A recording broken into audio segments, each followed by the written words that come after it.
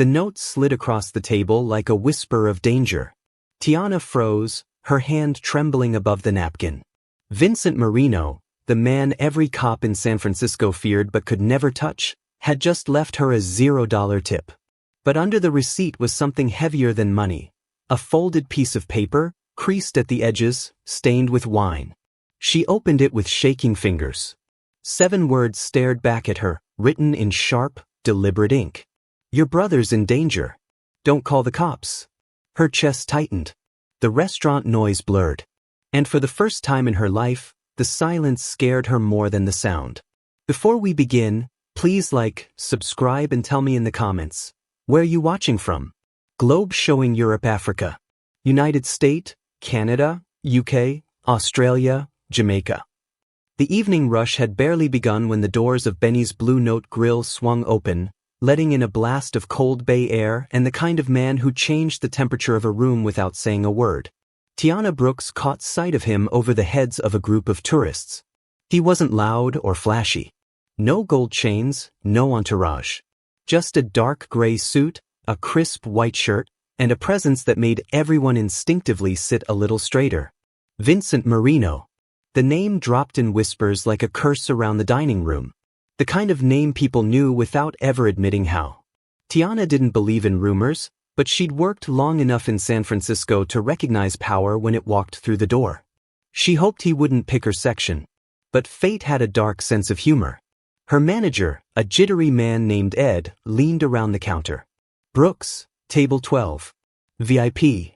She wanted to argue, to trade shifts, to pretend she'd lost her voice. But she needed the tips.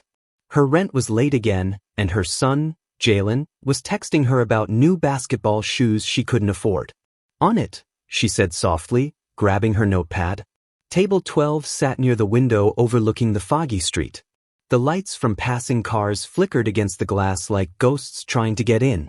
Marino sat alone, scrolling through his phone, expression unreadable. Tiana approached carefully. Not scared, but cautious, the way people approach the edge of a deep pool before testing the water. Good evening, sir. Welcome to Benny's. Can I start you off with something to drink? He didn't look up. Just coffee. Sure thing. She turned away, exhaling slowly. When she returned with the mug, he was watching her now, calm, unblinking, the way a person studies something that doesn't quite fit.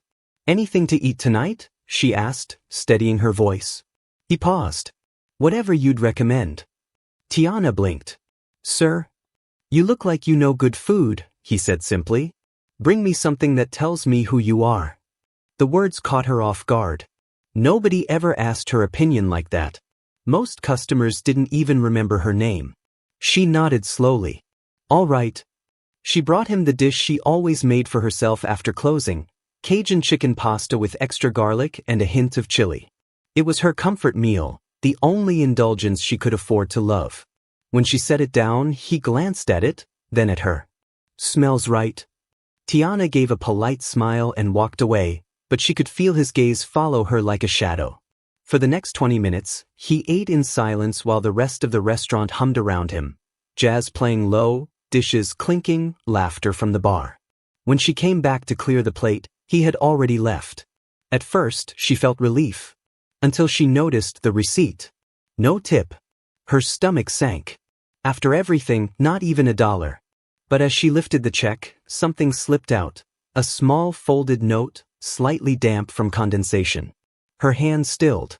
Across the dining room, her coworker Darlene was whispering with a smirk, "That guy's all kinds of trouble, girl. Count your blessings he didn't tip you in bullets." Tiana forced a laugh, sliding the note into her apron pocket. But something in her chest twisted. When the last table left and the chairs were stacked, she finally pulled out the paper in the quiet glow of the bar light. 7 words, written in black ink. Your brother's in danger. Don't call the cops. The handwriting was sharp, controlled. Someone used to being obeyed. Her throat tightened. Her brother, Malik, hadn't called in 3 days. He'd been doing delivery runs in Oakland, side gigs, odd jobs, but he'd been avoiding her questions. The last time they spoke, he said something about getting into something big. Now her pulse was pounding. She looked around the empty restaurant. Only Ed was left, counting receipts near the register. The hum of the refrigerator filled the silence. For a moment, she wondered if it was a prank, but Vincent Marino didn't strike her as the joking type. She drove home through the fog, her hands gripping the steering wheel too tight. The Bay Bridge lights shimmered in the distance like 1,000 unspoken promises. Her apartment sat on the edge of Bayview, small, drafty, the kind of place that smelled like history and hope. Jalen was asleep on the couch with his textbooks still open. She tucked a blanket over him and stared at the note again under the kitchen light. Her reflection in the window looked like someone she barely recognized, tired eyes, but still standing. Your brother's in danger. Don't call the cops. Her instinct said throw it away. Pretend it never happened.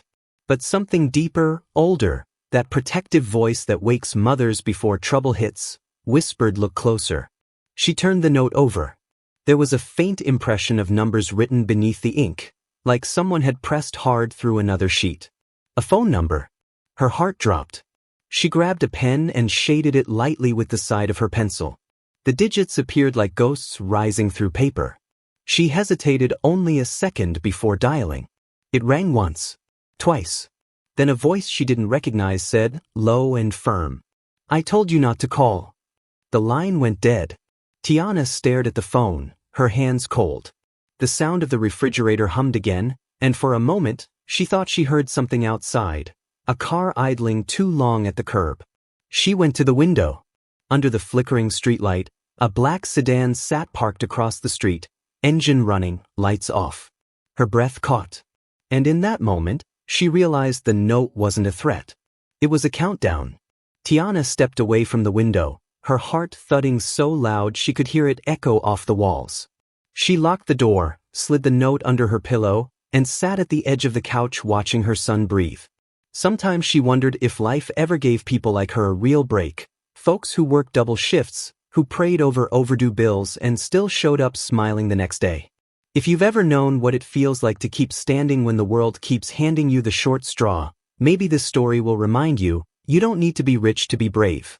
Subscribe and stay with Tiana. Because what's coming next, no one sees it coming. The next morning smelled like burnt coffee and cheap anxiety.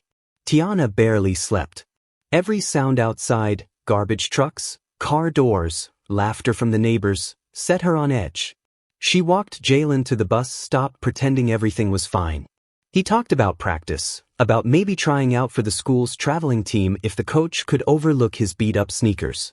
She smiled, told him to do his best, and waved until the bus disappeared. Then the smile fell away. On her way to work, the black sedan appeared again. Same car, same silence. It followed her halfway down 3rd Street before turning off toward the docks. At Benny's Blue Note Grill, Ed was pacing. "He's back," he whispered when she clocked in. "Who?" "Table 12. Tiana's stomach dropped. She looked toward the window. Vincent Marino sat in the same seat, hands folded, eyes half hidden behind dark glasses. "Maybe he liked the pasta," Ed said, forcing a shaky laugh. "Go make him like something else." Tiana wanted to walk out. Every instinct screamed no. But running wouldn't fix whatever this was. She grabbed her notepad, straightened her apron, and walked toward the table. "Morning, Mr. Marino." He looked up slowly. "You called the number." Her throat tightened. "You left me no choice." He motioned for her to sit. "I can't." "Sit." Something in his tone pinned her to the chair. Marino leaned forward. "Your brother, Malik Brooks. He's been mixed up with a man named Silvio D'Amato. You know that name?" She shook her head. "He runs a crew out of Oakland. They've been stealing from me. Shipments, money, information. Your brother was just a driver. Wrong place, wrong time. But D'Amato thinks he talked to me." Her heart hammered. "He didn't. Malik doesn't even know you." Marino studied her face. "He will if I can't find him first." The words hit like a slap. He slid a folded photograph across the table. Malik standing near a docked truck, boxes behind him stamped with Marino's shipping company logo. Tiana swallowed hard. "What do you want from me?" "I want the name of whoever tipped D'Amato off about my shipment last week. Someone here knows something." "You think I'm part of this?" I think people talk to you, he said calmly. And you listen. She felt heat rise in her chest, anger mixed with fear. I'm a waitress, not a spy. He smiled faintly. Exactly why I trust you more than them. Before she could answer, he placed a small burner phone on the table. Use this. No one else. When you find something, call. And Tiana, don't involve the police. You'll only bury your brother faster. Then he stood, left $100 bill under the empty cup, and walked out as quietly as he'd come in. The money felt like blood money. All day, the words circled her mind. Your brother's in danger. Don't call the cops. After her shift, she sat in her car staring at the burner phone. Part of her wanted to throw it into the bay. But another part, the part that couldn't sleep knowing Malik was out there, pressed the power button. The screen lit up. One contact saved, him. She drove to the pier where Malik used to work nights unloading seafood crates. The place was deserted except for gulls and the faint smell of diesel. But near the dumpster, she saw tire marks, fresh, deep, leading toward the back fence. She snapped photos on her own phone, hands trembling. Her phone buzzed, unknown number. She answered. A man's voice, gravelly and urgent. You shouldn't be here. Who is this? You need to go home, Tiana. Her breath hitched. Malik. Static. Then, they know about you. The call ended. She stood there frozen, the fog wrapping around her like a warning. For the first time she wondered if Marino wasn't saving Malik. Maybe he was hunting him. That night, she went through Malik's old backpack. Inside she found a USB drive and a folded receipt from Marino Freight and Logistics stamped 3 weeks ago. Written in the corner, barely legible, were 2 initials, SD. Silvio D'Amato. Her hands shook as she plugged the drive into her laptop.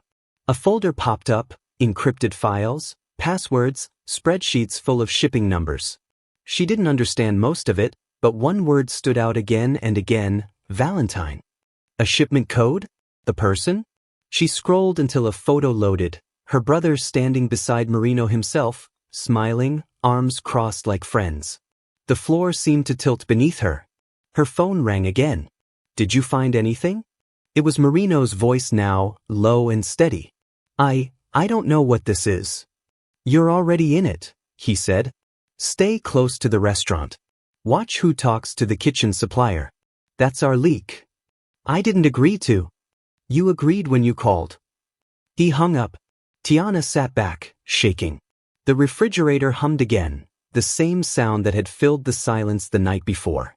Only now it sounded like a countdown she couldn't stop. The next few days blurred into a tense routine. She waited tables by day, watched faces by night. Marino's men occasionally appeared, silent, polite, leaving thick tips she refused to touch. She noticed deliveries arriving late, the supplier whispering with a new busboy she didn't recognize. Tuesday evening, she followed them out back and caught a glimpse of what they were carrying, a box marked with the same Valentine code from Malik's files. Before she could take a picture, a voice behind her said, "Lose something?" She spun around. It was the busboy, tall, nervous, eyes darting. I was just looking where you shouldn't. The box hit the pavement with a heavy thud. The lid popped open, bundles of cash, neatly wrapped in plastic. Tiana's stomach dropped. What is this?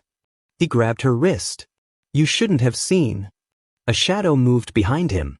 The busboy froze, then released her. Vincent Marino stepped from the dark, eyes cold. Get back inside, he told her. 2 of his men dragged the busboy toward a black car. Tiana stood rooted, the sound of the trunk slamming echoing through the alley. Marino looked at her once more. Now you understand why I said don't call the cops. He turned and left, the car's taillights vanishing into fog. Tiana pressed a trembling hand to her mouth. Something brushed her foot, a crumpled envelope that had fallen from the box. She picked it up. Inside was a photo of Malik, bound to a chair, a clock on the wall behind him showing 2 a.m. Scrawled beneath it in red marker were the words, "Tomorrow." The paper slipped from her fingers. The clock in the alley struck midnight. And Tiana finally realized, this wasn't just about tips or threats anymore. It was a race against time. Sleep became a stranger that week. Tiana lay awake listening to every creak of the old apartment building. Every time a car passed, her pulse jumped. The image of her brother, tied to that chair, clock ticking behind him, played on a loop she couldn't silence. By morning, she looked like a ghost with a uniform. Still, she showed up at Benny's Blue Note Grill, same routine, same hollow smile. The city outside buzzed like nothing was wrong. Cable cars dinged, tourists laughed, baristas called out orders. San Francisco moved on while her world stood still. Vincent Marino hadn't been back in 2 days. His men came instead, silent, polite, tipping her in cash folded too neatly to feel right. The restaurant's deliveries grew stranger. The same Valentine label appeared on new boxes, but no one signed the receipts. That night, as she was closing out her section, the burner phone buzzed. Fiam. She hesitated before answering. His voice was calm, too calm. You have something that belongs to me. She froze. What are you talking about? The flash drive your brother left behind. Her mind raced. How did he know? I don't have it anymore, she lied. Silence. Then, Tana, don't insult me. You're smart enough to open it. You're smart enough to know what it means. I don't understand any of it, she said, voice trembling. That file, Valentine? It's a shipment coming into the port tonight. Your brother made promises he couldn't keep. You want him back alive? Be at Pier 47 by midnight. The line went dead. Her knees buckled. She thought of calling the police, but every word in that note echoed back. Don't call the cops. By 11:30 p.m., she stood near the edge of Pier 47, wind whipping her hair, the smell of salt and diesel thick in the air. The docks were quiet except for the faint hum of boat engines. Marino appeared out of the fog, hands in his coat pockets. You came alone, he said, almost approving. Where's Malik? He motioned toward the end of the pier. A warehouse door stood open, yellow light spilling out. Inside, she saw her brother, tied to a chair just like in the photo, head down, alive but weak. She ran forward, but Marino's hand caught her arm. Wait. He nodded toward the shadows. Men in dark coats surrounded them. This isn't my setup, he muttered. D'Amato's here too. Tiana's heart sank. What? The doors slammed shut. A new voice echoed through the warehouse, sharp, confident, cruel. Well, the waitress shows up. You really do have guts. Silvio D'Amato stepped into the light, grinning. Marino, you've gotten sloppy. You let the help do your hunting now. Marino's face darkened. You don't want to do this, Silvio. Oh, I do, D'Amato sneered. You took my shipment, my men, and now your little insider here thinks she's smarter than both of us. Tiana froze. Insider? D'Amato held up a tablet. On the screen, a video feed of her at Benny's, handing over a slip of paper to Marino's driver. That wasn't me, she said, voice breaking. Marino's jaw tightened. Then who was it? A sound came from behind them, chains dragging. Malik lifted his head weakly. It was me. Tiana's stomach dropped. Malik's voice cracked. I thought I could play both sides. I wanted to get out, Tia. I thought if I helped D'Amato, he'd leave us alone. Her breath caught. You lied to me? I was trying to protect you, he whispered. D'Amato laughed. Touching. Shame it ends here. He raised a gun. But before he could fire, the dock lights exploded, flooded white, blinding. Sirens. Shouts. The thunder of boots on metal. Marino's men had swarmed in from the waterside. A gunfight erupted, echoing chaos of bullets, glass, and screams. Tiana dove to the ground, covering her head. She felt someone grab her wrist, Malik, pulling her toward the side door. They ran, ducking behind crates. The smell of gunpowder filled the air. Behind them, D'Amato's voice bellowed, Get them! Marino's voice cut through the noise, steady and sharp. Take your brother and go. She hesitated, glancing back. He was pinned down behind a forklift, outnumbered but unflinching.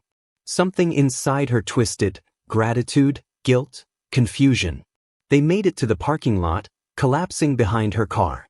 Malik was bleeding, but not badly. He gasped, We can't go home. Tiana's mind raced. I have somewhere. They drove to her friend's small apartment in Daly City, near the edge of San Mateo County. As she cleaned Malik's wound, tears blurred her eyes. "You risked everything," he said quietly. She shook her head. "You're my brother. That's not a risk, it's my job." When she stepped outside for air, the sky was breaking into dawn. San Francisco's skyline looked distant, golden, almost peaceful. But peace wasn't free. The burner phone buzzed again. One new message from VM. "It's not over. Valentine wasn't a shipment, it's a list. You're on it." Her blood ran cold. A list? What? She opened the attachment. Dozens of names scrolled down, business owners, lawyers, restaurant workers, all marked with payment codes. Some had red slashes through them. At the bottom, her name, Brooks, Tiana, pending. She dropped the phone. That was the moment she understood. The note at the restaurant wasn't a threat. It was a rope, one she'd grabbed without realizing it was wrapped around her own neck. She looked toward the window, light touching the hills. Some of you watching this know what it's like, to be pulled into someone else's fight and still choose to do what's right. Maybe you've carried someone else's mess just to save them. And if that's you, don't leave this channel. Stories like this aren't just entertainment. They're proof that courage still exists in people the world forgets. Subscribe, stay close, because what happens next to Tiana will remind you, every choice has a cost. She wiped her tears, steeling herself. "I'm ending this," she whispered. When she turned back inside, Malik was sitting on the couch, staring at the flash drive she dropped earlier. "I think I know what's on it," he said. "What?" He looked up, guilt heavy in his eyes. "Its name's Tia. Not just business contacts. It's everyone Marino's paid off, including cops, judges, even Benny." The room fell silent. Her boss. Her only steady job. The one place she thought was safe. Her chest tightened. "You're saying the restaurant's part of this?" Malik nodded. "He's been laundering through it for years." Tiana felt her stomach twist. The one place that kept her afloat was a trap she'd been serving food in every night. Outside, a siren wailed in the distance. She looked down at the phone one last time. The message from Marino glowed faintly. "It's not over." And for the first time, she believed it. Because if the restaurant was part of the crime, then tomorrow night when she walked through that door, she wouldn't just be clocking in. She'd be walking straight into the lion's den. The next morning felt like standing in the eye of a storm, quiet, but charged with something dangerous. Tiana stared at the small flash drive in her palm, the one her brother said held the truth about everything. The sunlight slanted through the blinds, slicing the room into pieces of gold and shadow. She could still hear his words, "Benny's part of it." She wanted to deny it. Benny's Blue Note grill wasn't glamorous, but it had kept her afloat for years. The thought that her boss, a man who once paid her rent when she was sick, could be tied to money laundering and murder made her stomach twist. Malik was still asleep on the couch, one arm hanging off the side. His breathing was shallow but steady. She tucked a blanket around him, then slipped the flash drive into her purse. If she wanted answers, she knew where to start. The restaurant opened at 10 a.m., but the kitchen staff came early. She pulled her hoodie low over her face and entered through the back alley, the same one where she'd seen the cash-stuffed boxes. Inside, the lights buzzed. Benny stood at the counter with a clipboard, checking invoices. His salt and pepper beard twitched when he saw her. "Tiana? You're not on till lunch." "I know," she said quietly. "I need to talk to you." He frowned. "What about?" "Malik." The pen froze in his hand. "You know him?" she asked. Benny hesitated. Whatever's going on, you don't want to be in the middle of it." "I already am." She reached into her bag, pulling out the folded receipts with his signature and the shipping codes, Valentine, SD, Ethel. "I found these in the deliveries," she said. "They match Marino's ledgers." Benny's eyes darkened. "You shouldn't have looked through that." Her pulse spiked. "You're part of this, aren't you?" He sighed, rubbing his temples.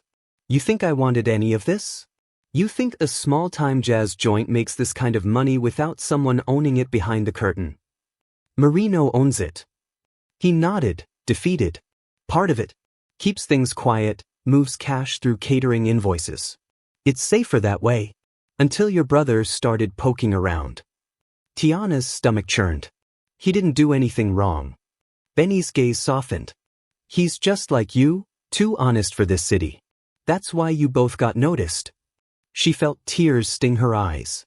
You could have warned me. He looked away. Tried. You wouldn't have believed me. A sudden noise cut through the tension, the bell over the door jingling. Tiana turned. Vincent Marino stood there, calm as a ghost, a black overcoat draped over his arm. Benny stiffened. You shouldn't be here, Vincent. Marino ignored him. His eyes found Tiana. You read the file. She straightened. You used me. He stepped closer. I saved you. No, she said. You put me in this.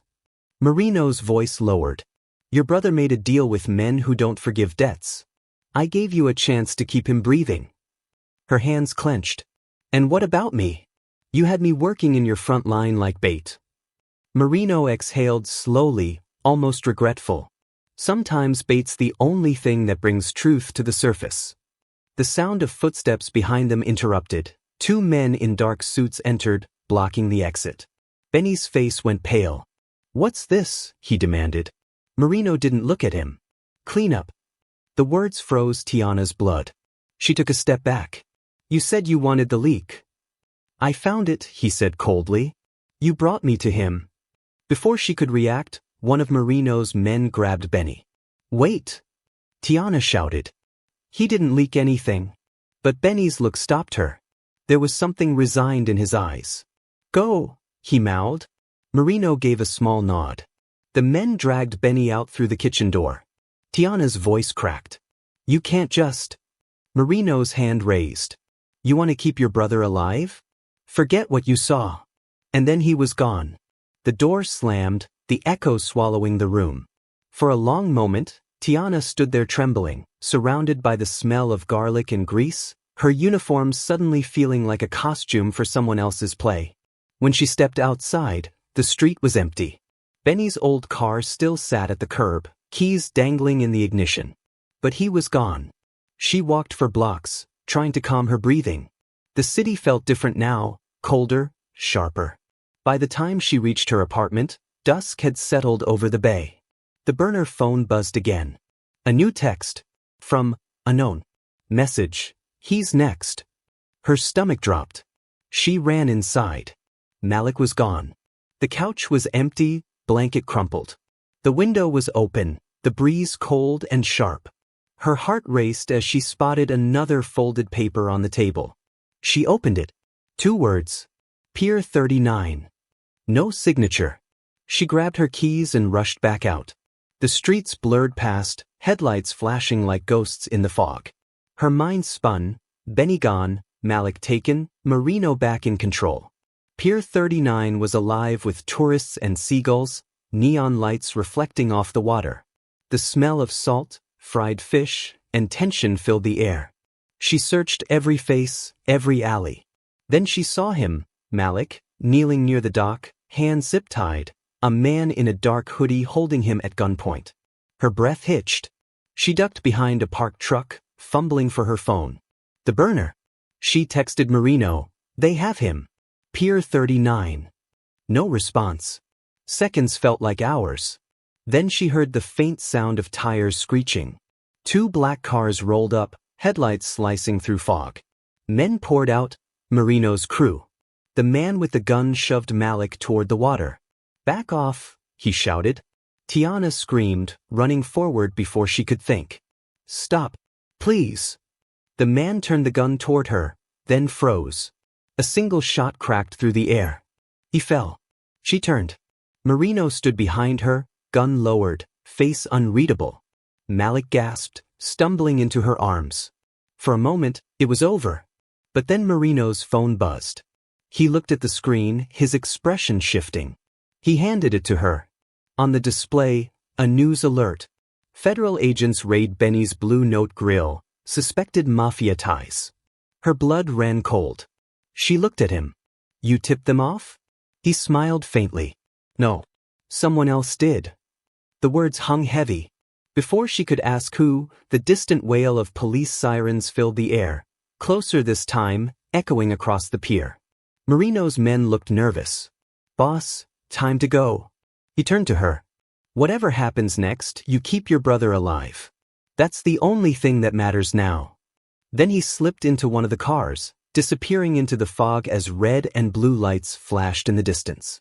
Tiana stood there trembling, clutching Malik. The fog swallowed everything except the echo of those sirens.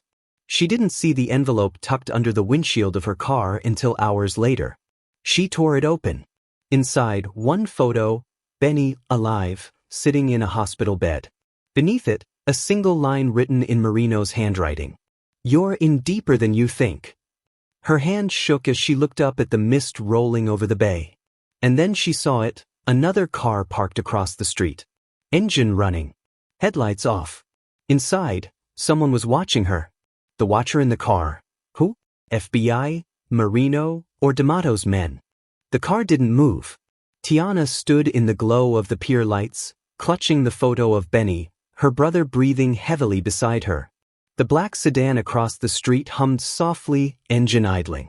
Its windows were tinted so dark she could only see her own reflection staring back, tired, afraid, but no longer helpless. She took a breath. "Stay here," she told Malik. He grabbed her arm weakly. "Tia, don't. I'm tired of running." She crossed the street slowly, her shoes scraping against the wet pavement. The car door opened before she could knock. A man stepped out, clean-cut, mid-40s, wearing a windbreaker that looked government-issued. "Ms. Brooks." She froze.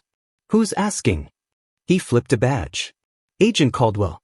FBI." The relief she expected didn't come. "You've been hard to find," he said calmly. "We've been tracking Marino for months.